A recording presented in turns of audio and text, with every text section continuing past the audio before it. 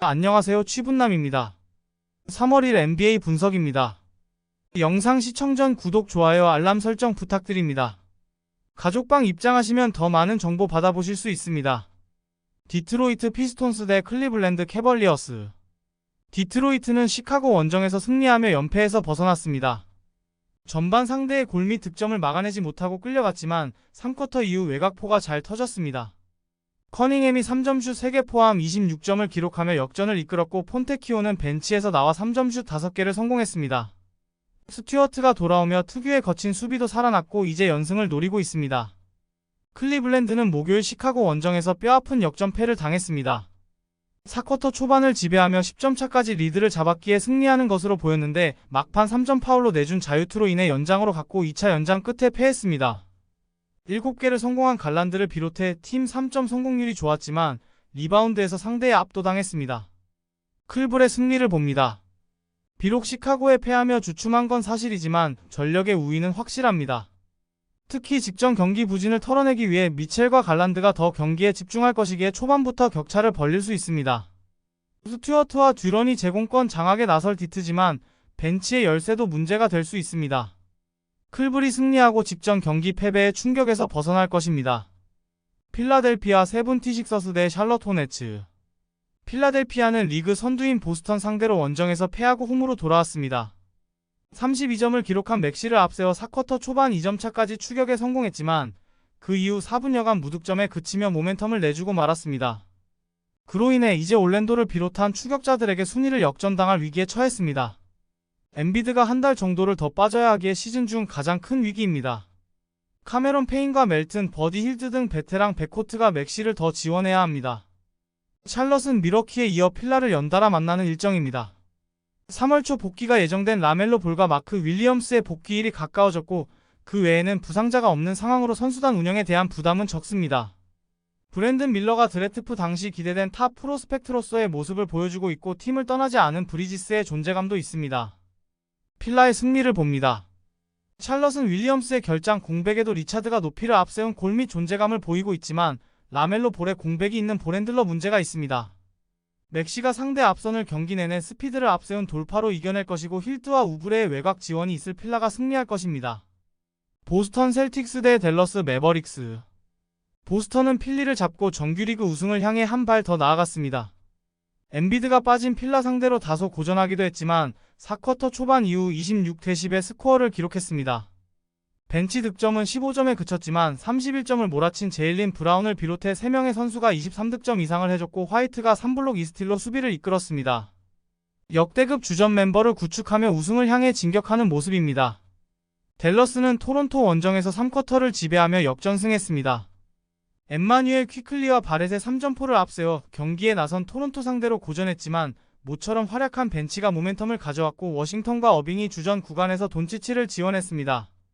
하더웨이와 가포드 등 벤치의 활약이 좋았기에 이 경기에서도 승리를 노립니다. 보스턴의 승리를 봅니다. 댈러스는 모든 선수가 3점을 던지는 보스턴 못지않게 외곽 화력이 좋은 팀입니다. 돈치치와 어빙이 리그 최고 승률팀 상대로도 접전을 유도할 수 있습니다. 그러나 라이블리와 가포드가 나서는 빅맨진이 좋은 세로 수비와 달리 공격 능력은 떨어집니다. 포르징기스가 빅맨 득점 우위를 가져갈 보스턴이 승리할 것입니다. 토론토 랩터스 대 골든스테이트 워리어스. 토론토는 댈러스에 패하며 최근에 좋은 흐름을 이어가지 못했습니다. 나란히 3점슛 4개 이상을 터뜨리며 25점을 넘긴 바렛과 퀴클리 등 선발 백코트의 화력이 좋았지만 후반을 내주고 말았습니다. 리그 최고의 토털 패키지로 성장 중인 반즈는 다시 한번 트리플 더블에 육박하는 기록을 냈습니다. 골든스테이트는 뉴욕에 이어 토론토를 연달아 상대합니다. 포지엠스키와 쿠민가가 엄청난 성장세를 보이는 데다 크리스 폴이 돌아온 벤치도 힘을 내기 시작했기에 원정이지만 승리를 노립니다. 단 개인 사유로 잠시 팀을 떠난 앤드류 위긴스의 공백은 감수해야 합니다. 루니를 내세운 빅 라인업 가동이나 무디와 페이튼을 중용한 스몰 라인업 등을 두루 가동하며 토론토 원정에 나섭니다. 골스는 어린 선수들의 성장세가 대단합니다. 그러나 위긴스가 이번 시즌 부진한 공격과 달리 수비에서는 사이즈와 높이를 담당했기에 반즈와 바렛을 제어할 수 있을지 의문입니다. 또한 커리의 외곽포가 터져주어야 한다는 필수 조건도 있습니다. 멤피스 그리즐리스 대 포틀랜드 트레일 블레이저스. 멤피스는 미네 원정에서 아쉽게 패하고 홈으로 돌아왔습니다. 33점을 기록한 자렌 잭슨을 앞세워 서부 1위 상대로 원정에서 꾸준히 리드를 유지했는데 4쿼터에 야투가 터지지 않았습니다. 그래도 구신과 윌리엄스 주니어 등 사이즈가 좋은 가드들이 리바운드에 적극적으로 나선 점은 인상적이었습니다. 포틀랜드는 홈 연전에서도 연패를 끊어내지 못했습니다. 마이애미 상대로는 더블더블에 성공한 카마라와 에이튼 등 빅맨 자원을 앞세워 제공권 우위를 가져갔지만 3점 성공률이 나오지 않았고 벤치 부진이 컸다. 그랜트가 매 경기 20점 정도를 해주고 있긴 하지만 머레이와 워커, 머레이 등은 능력에 비해 너무 많은 시간을 출전하고 있습니다. 포틀랜드의 승리를 봅니다. 멤피스는 자 모란트와 베인, 마커스 스마트 등 올스타 레벨의 핵심 선수들이 모두 빠진 상황에서도 감독이 수비 위주로 경기를 세팅하며 나름 경쟁력을 보이고 있습니다. 그러나 자렌 잭슨을 지원할 이 옵션이 없는 점은 아쉽습니다. 그랜트와 사이먼스가 주전 구간에서 안정적으로 득점에 나설 포틀랜드가 승리할 것입니다. 미네소타 팀버울브즈 대 세크라멘토 킹스.